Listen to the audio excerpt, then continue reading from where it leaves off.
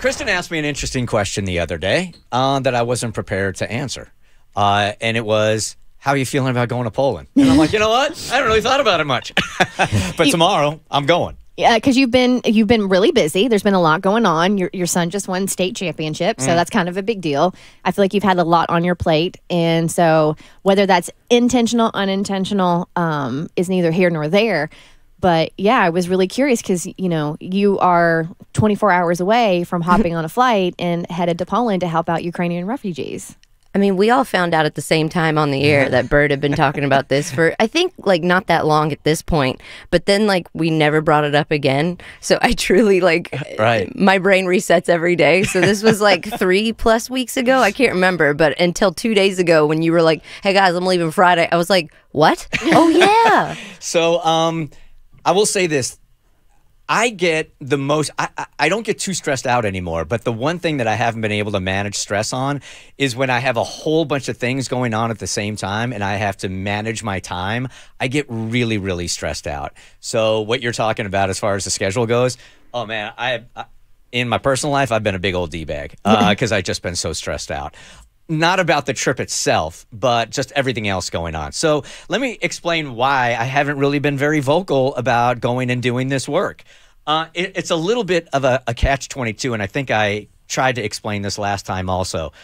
I don't want to go as Bert Show Bert and do this work as the guy on the radio that is looking for credit to do work. I really have wanted to stay away from that, so much so that I wasn't going to tell the company I was going. I wasn't sure how I was going to tell these guys. I didn't want to be talked out of it, but I really didn't want it to be a big deal at all. This somehow, some way has become very personal for me, and I told these guys before, and I tried to explain it to a friend yesterday. It's the first time in my life I have a true calling. A calling that is just after watching what's going on in Ukraine with the families and how they're leaving Ukraine, forced out of their home and their life with their kids. I just been looking at the pictures and have been very touched, and it just feels like I have to do something. And when I came up with the idea, it was a small whisper, and then I started talking myself out of it, like I can help in other ways. It's just like this whisper has become a loud yell in my head, and it's just kind of feels mandatory. So I haven't really talked about it. And there's a second part of it also, which I shared with you guys. If I go over there strictly as a volunteer, then I can really do work. I can really get my hands dirty. I can greet refugees. I can help. I can, what they tell me is I'm going to be lugging around a lot of like water pallets. When food comes in, that's when you're busiest. When trains of refugees come in, that's when you're busiest also. And that's the work I want to do. If I go over there as a journalist or in the media, then they treat you very differently. There are some places you can't get into, or just the work doesn't feel as authentic to me. So I've been waiting for them to tell me what I can and what I cannot talk about on the air so I don't lose my volunteer status. Does that make sense? You don't want to jeopardize it. I don't want to jeopardize it at all because I really want to be authentic about it. I told them I'm on the radio. They know that. They also know that I'm going to do as much of the Bert Show as I can from there. So when I'm at the border of Poland and Ukraine, you guys will be on the air, but I'll be there from noon to 4. What they tell me is it's a lot of hurry up and wait, and I'm purposely not mentioning the organization also because we just don't have all of the details on what I'm allowed to talk about and what I'm not allowed to talk about.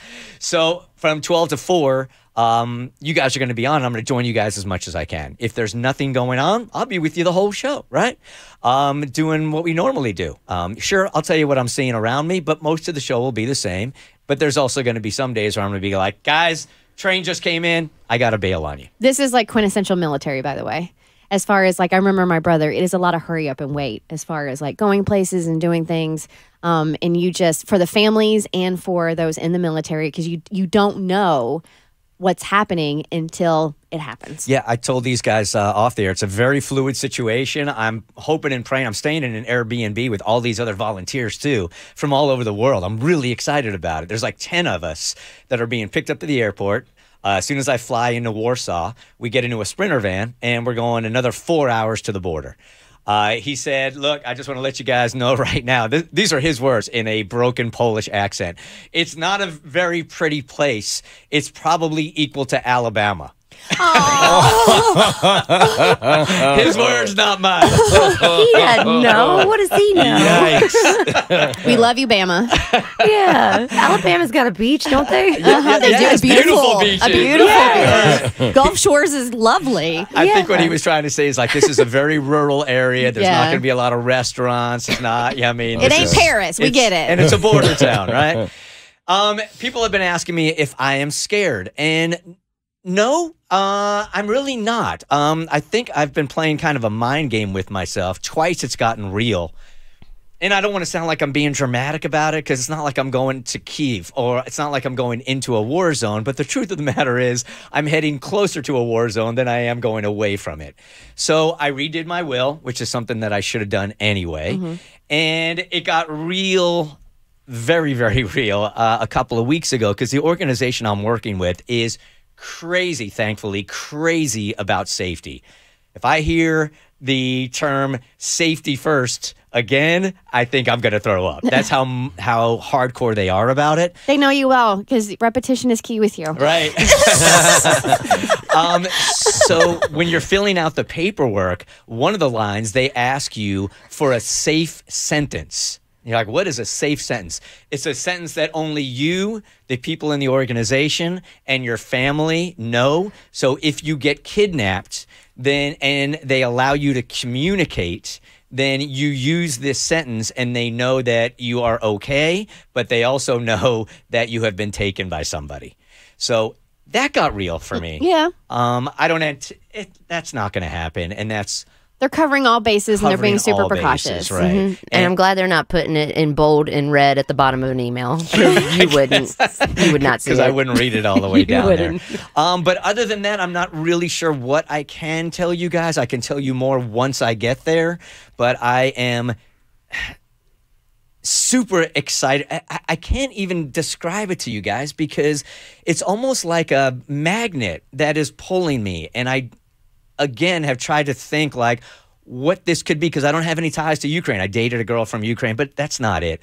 I don't know what this voice is. I don't know what this purpose is. I don't know. I might never ever know. It might be, as I told you before, some 5-year-old that is over the border that has been in a shelter for 2 months, doesn't trust anybody anymore and just needs a balloon and a hug from somebody. I don't know.